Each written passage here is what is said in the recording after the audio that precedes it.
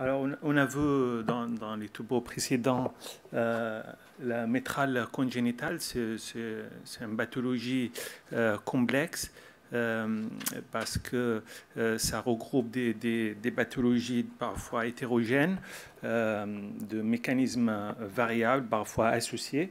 Donc, d'où l'analyse de cette valve métrale, ça peut être un peu complexe, ça nécessite d'être bien systématisé.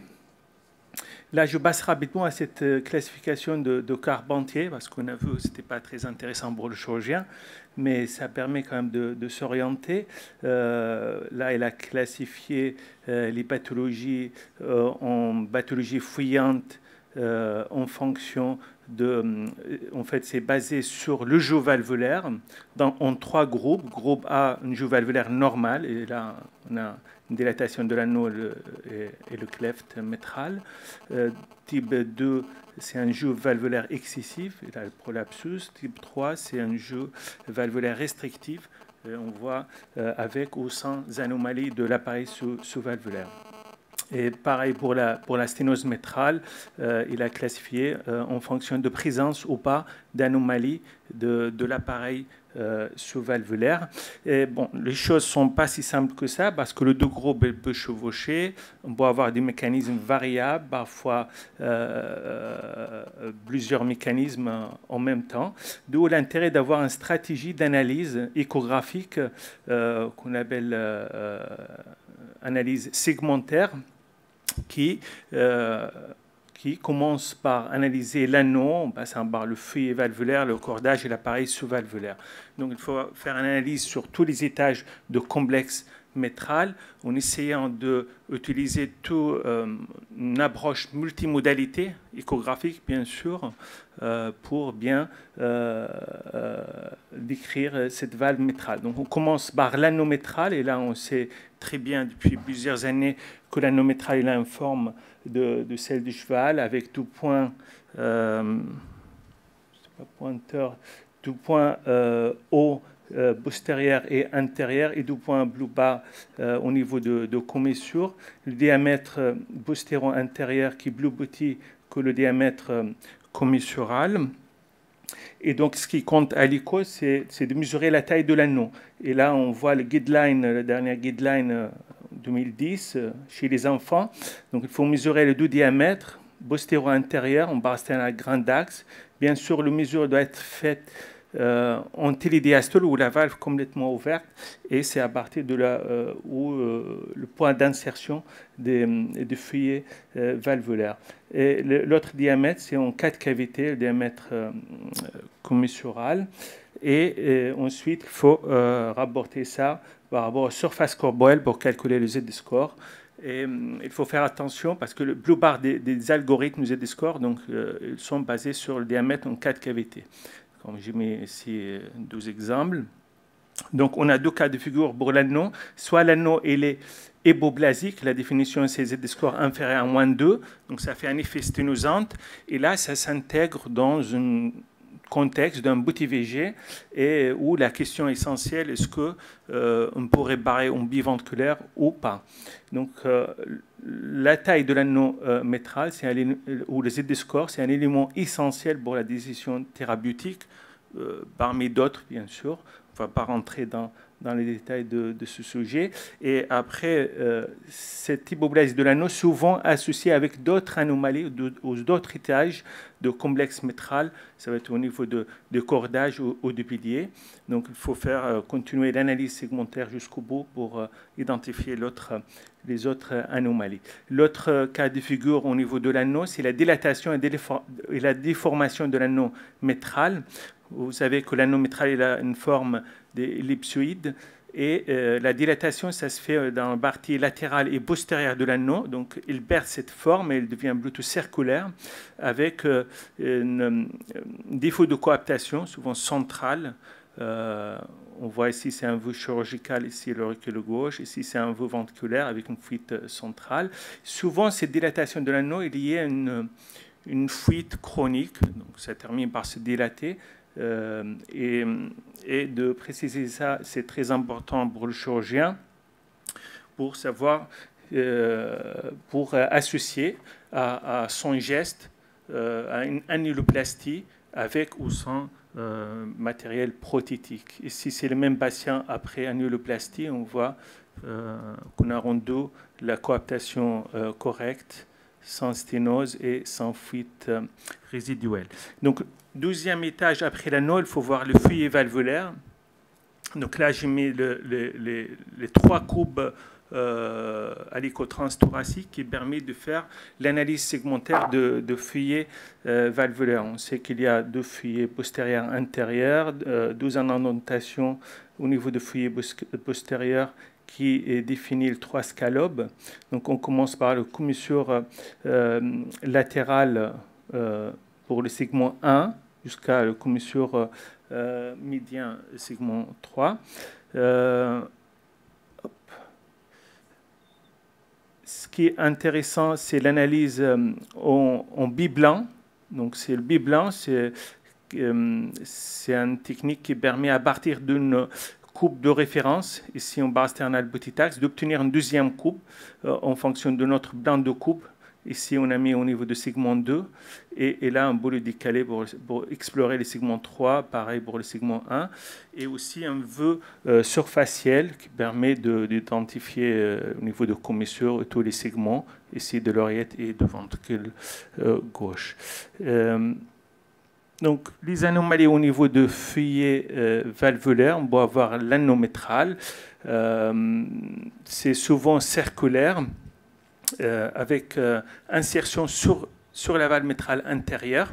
Ça donne un effet sténosante. Parfois, c'est difficile à visualiser. Vraiment, il faut aller la chercher parce qu'il est très fine. Ici, on le voit à l'écho 3D. Et est souvent associé avec d'autres anomalies. Quand on voit chez cet enfant, ça veut dire il a un anométral, mais il y a aussi d'anomalies au niveau de l'appareil sous-valvulaire. Donc, l'identification d'un mécanisme, une sténose métrale, il ne faut pas s'arrêter là, il faut continuer de faire l'analyse jusqu'au bout parce que des fois, les mécanismes ils sont multiples. Il faut faire la différence entre l'anométral qu'on le voit ici et le cœur triatrial. Et en fait, l'élément le plus important, c'est l'insertion par rapport à l'auricule gauche. Dans le cœur triatrial, ça s'insère en amont, loin de l'apex. Par contre, dans l'anométral, l'insertion, ça se fait en aval de l'auricule gauche. Ici, on voit un exemple d'un cœur triatrial. Ici, les 2 lésions sont associées. On voit le membrane du cœur triatrial ici, qui bombait vers la valve métrale, et très fine membrane supramétrale qu'on le voit là. Donc, hop. Voilà. Au niveau du feuillet aussi, l'autre anomalie, c'est le double orifice métral. Le point d'Abel, c'est on coupe 4 cavités, on voit 2 flous de remplissage qui permet de s'orienter vers cette pathologie. Ici, on voit mieux parce qu'il y a un effet sténosante. Et pour confirmer ça, il faut le voir en bas sternal botitax, où on voit les 2 orifices. Voilà les 2 orifices deux orifices métrales. Ils sont souvent asymétriques et parfois ils ne sont pas dans le même blanc. Et l'écho 3D permet d'identifier bien l'anomalie. Intérêt de biblanc ici à partir de cette coupe en botitax, on a tiré une autre ligne pour voir un veau longitudinal de double orifice. On voit le premier ici. Hop. Là, la première orifice avec le cordage qui s'insère sur un pilier et l'autre orifice qui s'insère sur l'autre pilier. Voilà. Au niveau des clifts métrales, on peut identifier 3 types. Le clift isolé, et là, en 4 cavités, on voit qu'il y a une fuite métrale excentrée dirigée vers la paroi latérale de l'oreillette gauche. C'est caractéristique de fente intérieure de la valve métrale. En bas sternal botitax, on voit cette fente symétrique qui est dirigée vers la voie, vers le champ de chasse de VG. Ici, un vue chirurgical à partir de l'oreillette gauche. Voilà la fente là et à partir du ventricule droit avec l'aorte qui est là et le septum. Donc c'est un fente symétrique, réparation facile. Ici, après la suture de la fente, normalement, ça ne pose pas de souci. Deuxième type de fente, c'est la fente associée avec malposition de gros vaisseaux. On voit dans cet exemple, les vaisseaux sont transposés aorte intérieure, artère pulmonaire postérieure, atrésie pulmonaire, CV conotroncal, la fente qui est dirigée vers le conus, l'anomalie, vers la voie d'éjection. Et souvent, comme on voit ici, asymétrique, avec un composant postérieur, inférieur, qui est plus large que la composante supérieure. Voilà l'écho 2D. Bon, souvent, cette fente métrale ne fuit pas trop. Et du coup, on peut passer très facilement à côté à l'écho avant la chirurgie. Et là, j'ai mis le cleft dans le cadre du CAV. Donc là, ce n'est pas tout à fait pareil parce que le cleft, c'est une zone d'opposition entre le bridging leaflet supérieur et inférieur, et là, dirigé vers le septum d'admission. On voit la CV d'admission qui est fermée par l'anévrisme septal. Et une autre chose très rare, c'est le cleft postérieur. Et ici, on voit en cas de cavité, le G, cette fois-ci, est dirigé vers le septum, c'est le contraire. Et c'est un enfant qu'on a opéré. On voit en barre sternale petit axe qu'il y a une fente au niveau près de commissure latérale, au niveau de B3. Ici, c'est un autre exemple, une case report au niveau de B2. Et c'est notre patient ici, après la réparation, qu'on a suturé la fente. Est-ce que c'est une indentation prononcée ou une vraie fente? Je ne sais pas vous dire. Quelque chose anecdotique, c'est la valve métrale tri-leaflet. Ça veut dire qu'il y a 3 feuillets, 3 commissures. Quelque chose de très rare, anecdotique, qui était rapporté dans la littérature. Il y a 3 piliers métro. Donc, pour chaque commissure, ça s'insère sur un pilier. Et on va rester à un grand axe qu'on voit que c'est une valve métrale, puisqu'il n'y a pas d'insertion sur le septum. Donc, ce n'est pas un valve tricuspide, c'est un vrai métral. Voilà. Souvent, elles sont fouillantes. Au niveau du troisième état, c'est le cordage. Il faut voir le cordage. Et la première anomalie, c'est élongation de cordage, qui va donner un prolapsus, défini par une zone de coaptation et de là de blanc de l'anneau, au moins 2 mm. Donc l'écho 3D aussi qui permet d'identifier cette prolapsus au niveau de B2, modélisation de l'anneau métral, c'est qui montre la zone en rouge de zone prolabée. Donc on peut voir ça dans un contexte de maladie du tissu élastique, surtout le marfan.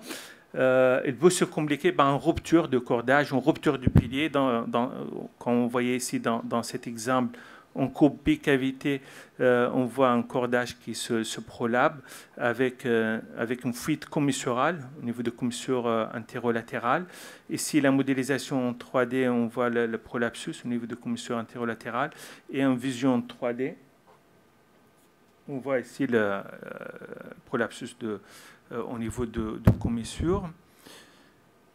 L'autre anomalie au niveau de cordage, c'est le raccourcissement de cordage ou l'absence de cordage. Ça donne un effet sténosant ou restrictif de la valve métrale, comme on voit ici dans cet exemple. Donc restriction du joug valvulaire. Bien sûr, quand on veut regarder le cordage, il n'y a pas de cordage identifiable. Et ici, en B blanc, on voit très bien, même au niveau du pilier postérieur. C'est un vote 3D à partir de l'oreillette. Vous avez ici la valve métrale, donc on voit qu'il y a des fusions commissurales. Un autre patient avec une valve métrale à la fois sténosante et fouillante, on voit qu'il y a une restriction du joug valvulaire avec une déformation de l'anneau qui devient plutôt circulaire et surtout c'est le feuillet postérieur qui ne bouge pas avec des cordages courts. Un troisième qui a la même chose. Au niveau de cordage, on peut avoir un straddling métral. La métrale estrade à travers un CV toujours conotroncal, donc intérieure. On voit dans cet exemple de VDD avec vaisseau transposé qu'on a vu à l'écho 3D, ici la CV et là l'insertion au niveau de barre intérieure de VD et pareil sur la modélisation 3D. Et ça va être difficile pour la réparation chirurgicale, pour l'utilisation. Parfois, ça peut poser des problèmes. Mais c'était là, heureusement, un cordage secondaire qu'on a, on a pu le bloquer contre le septum avec le patch de tonisation avec un bon résultat. Voilà, bof. Et on termine par le dernier étage de complexe métral, c'est les piliers métro. On a deux antérolatérales postéromédiens, un veau 3D et un veau en face. Les anomalies qu'on peut avoir à ce niveau-là, c'est un parachute. Donc une valve en parachute, ça veut dire que tout le cordage s'insère sur un seul pilier, comme on voit ici. Donc en bas sternal petit axe. Et en bas sternal grand axe, on voit que la valve s'ouvre comme un parachute inversé. Et ça donne un effet sténosante et fouillante parfois. Il y a aussi parachute-like. Il y en a deux piliers, mais avec un pilier qui est bien développé, qui remonte jusqu'au niveau de commissure, qu'on voit ici. Donc il y en a deux piliers.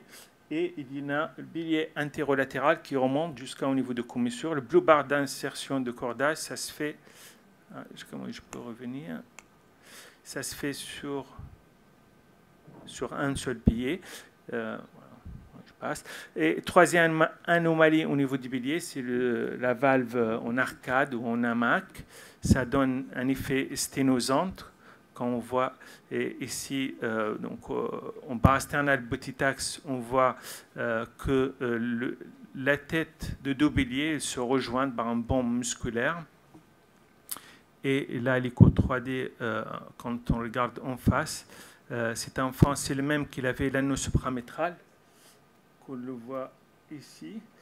Et là, les deux piliers qui se rejoignent par un bond musculaire. Voilà un veau 3D qu'on le voit en bas. Donc c'est à partir du ventricule droit, on regarde la valve métrale. Il y a deux piliers qui se rejoignent.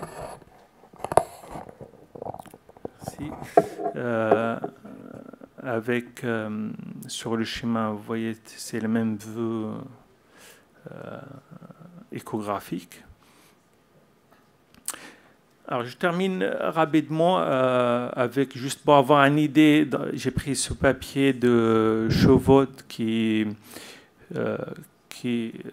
montre le pourcentage ou la fréquence d'étiologie des pathologies, des valves métrales fuyantes sur 145 métrales fuyantes et il montre qu'il y a presque la moitié, c'est un prolapsus de fuyé et autour de 12% c'est un cleft et après les autres anomalies c'est de l'appareil sous-valvulaire qui présente autour de 10%. Concernant la quantification de la fuite, on utilise en fait les mêmes critères que chez les adultes. Souvent on se base sur l'extension de G. La surface d'extension de G par rapport à la surface de l'oreillette gauche, quand c'est plus de 40%. On utilise le Vona Contracta avec un cutoff de 7 mm et on utilise très peu le PISA et le volume régurgitant parce que c'est difficile en pédiatrie et surtout il est déformé, il n'est pas applicable. Et bien sûr la dilatation des cavités gauches et surtout les symptômes. Et concernant les pathologies sténosantes, dans cette série de Carpentier, sur 50 pathologies sténosantes, on voit c'était majoritairement de fusion commissurale et de valve en hamac ou de l'anneau supramétral. Et pareil pour la calcification de la sévérité de la sténose métrale, on utilise les mêmes critères que chez les adultes. Avec un cutoff de gradient 10, certains disent 15 de gradient moyenne métral correspond à une sténose sévère, la présence d'HTAB, bien sûr, et la surface la surface de la valve métrale sur un blanimétrie avec le même cutoff de 1 cm² par mètre carré. Pour conclure, donc on a vu que la métrale congénitale, c'est des pathologies très variables, des mécanismes très variables, parfois associés, et pour bien le voir ou le décrire à l'école, il faut suivre une stratégie d'analyse segmentaire qui passe successivement sur tous les étages et les autres modalités d'écho, surtout l'écho 3D, permettent de mieux comprendre le mécanisme et l'anatomie de la valve métrale congénitale. Merci.